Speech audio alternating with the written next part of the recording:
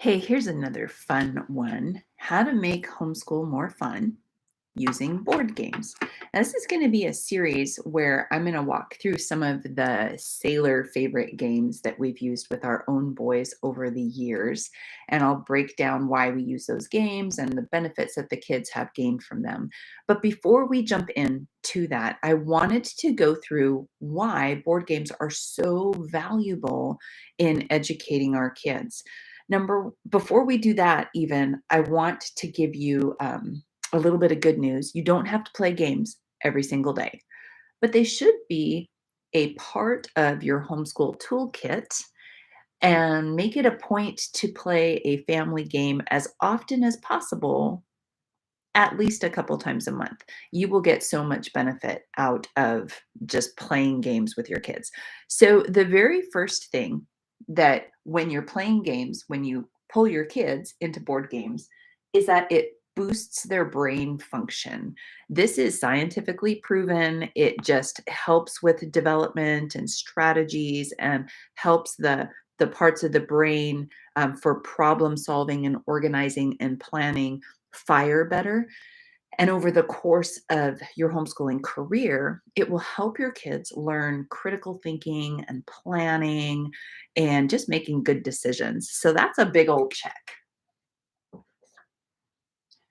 The next benefit of playing a board game and why it's so important to helping you make homeschool more fun with your kids is that it helps boost their language skills because reading is not just deciphering the letters ABC or sounding out words k, at. Language development is also identifying patterns and associating symbols with the sounds that they make. And board games provide a safe place for especially your younger kids to develop their language skills. So that is a massive benefit for playing board games.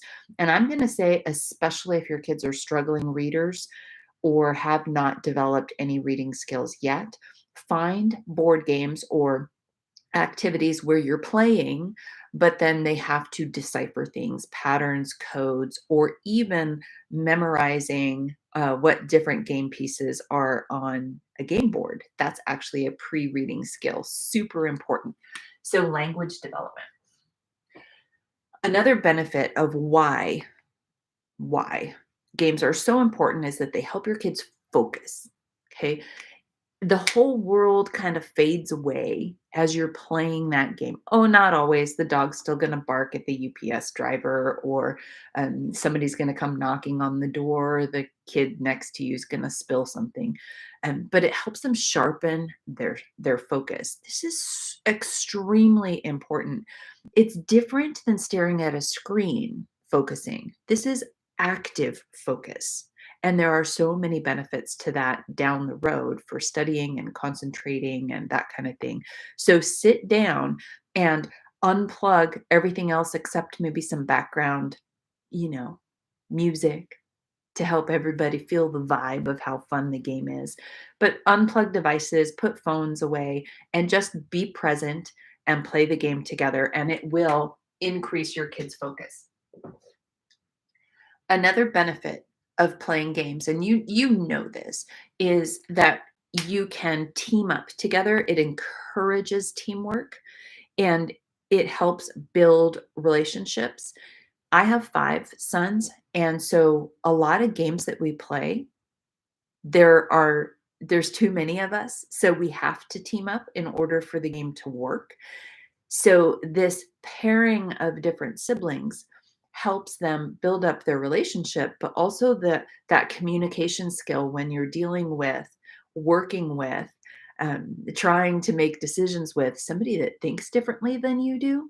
It's a really, really great way to exercise thinking and teamwork and collaboration. So even if you're playing a game that doesn't necessarily require teamwork, think out of the box and try to orchestrate it in a way that you do require teamwork sometimes. Okay. So that's another benefit.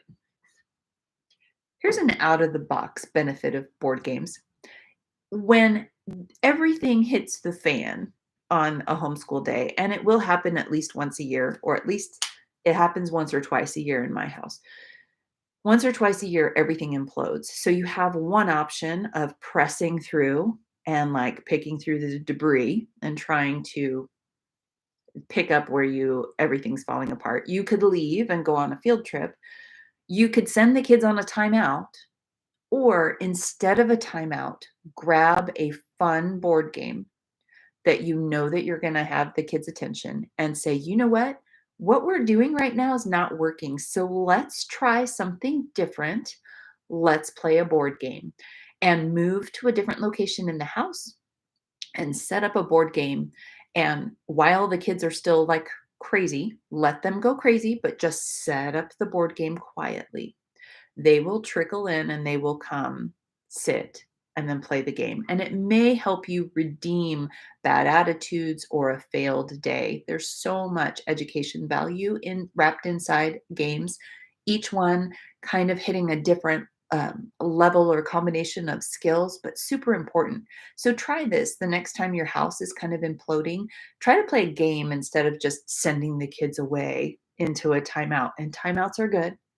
Discipline is necessary because we train up our kids, right? But sometimes try sprinkling in a board game. That's a check. My this is one of my broken record sayings when we play board games. We're teaching our kids, because I have 5 sons, and I got to tell you, I'm the most competitive person in the house.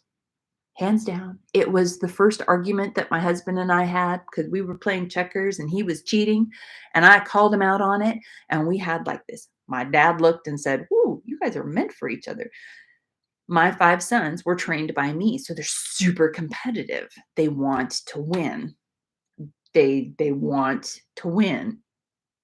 So we talk about this all the time. Be a humble winner and a gracious loser. You're a humble winner when you say things like, "I was really impressed with the way that you handled this move in the game." Or, "You know what? I know that I this was very fun. Maybe next time you'll win, and I hope that you do the next time." So, humble winner. "Great job. That was a really fun game." Gracious loser. "You know what? You beat me. Well done. That was super fun. Next time, I'm going to try to beat you." So teach your kids to be humble winners and gracious losers. This goes straight across the field when it comes to games in general, whether you're playing football, badminton, Uno, Catan, or any game in between. You want to be a humble winner and a gracious loser. Flipping board games, calling people names. Hey, it's snowing outside my window. That just caught my attention. Wasn't supposed to snow today. Flipping board games, having ugly faces, saying hurtful words, not acceptable. Okay, so this is something that you say over and over and over again and reinforce in your game time. So there are a lot of benefits to playing games just in general. Make sure that you unplug all of the devices around you except for music so that everyone's present. But then you've got the academic stuff building on top of it. You've got patterning, you've got adding and subtracting and basic or even more strategic math. Um, Let the kids be the bankers. Help them not be cheaters, not steal from the bank. You have language development games, history-based games, even science-based games, or over the top. This is just plain out ridiculous fun. At the end of your homeschool journey, some of your kids' favorite memories will be that day that you pushed academics aside and you just focused on some super fun board game. So I'm going to encourage you to pull out the games and to use them as a secret tool in your toolkit as you're educating your kids.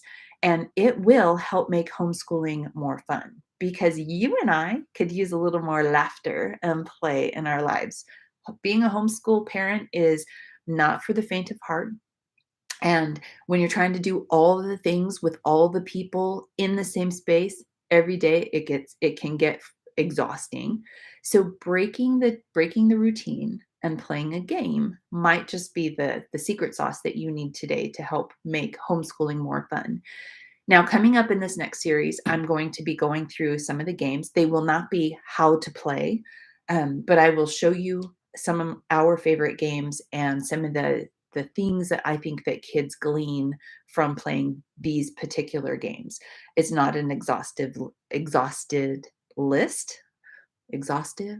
Exhausted? It's not a complete list, because there's many, many, many games out there, but I am gonna show you my favorite games. So, um, I hope to see you in the next video. Hey, if you didn't subscribe and hit the bell, do so before you leave so that you don't miss the upcoming series, and I'll see you on the flip side.